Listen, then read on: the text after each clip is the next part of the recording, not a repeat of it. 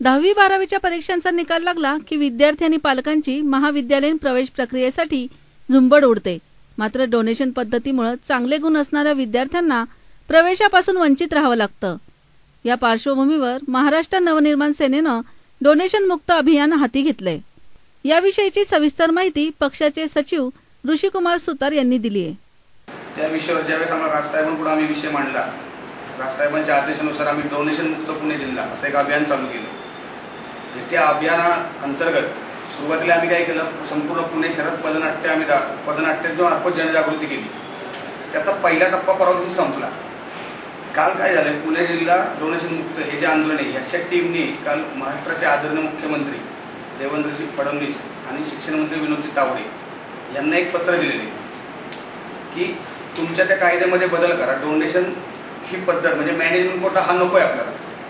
जे काही तुमचे प्रवेश होतील भविष्यात ती तुमच्या गुणवत्तेवर असेल आणि थोडीफार तुम्ही फीमध्ये माफक करू शकता की संस्था चालवायची थोडेफार पैसे लागतात मान्य, पण डोनेशन ही पद्धत पूर्ण बंद करण्यासाठी आम्ही त्यांना काल पत्र दिलेले आहे आणि आजपासून 30 दिवसात आम्ही त्यांना एक टाइम पिरियड दिलेला आहे। जर त्या 30 दिवसामध्ये मागण्या मान्य झाल्या नाही तर ते आंदोलन थोडं वेगळ्या स्वरूपाचं पुन्हा चालू होईल आणि त्याचाच एक सुरुवात म्हणून पुढच्या मंगळवारी म्हणजे 14 जुलैला कात्रज चौक आहे आपला, तिथून सरकारच्या विरोधात आम्ही एक पदयात्रा काढणार आहे, निषेध पदयात्रा।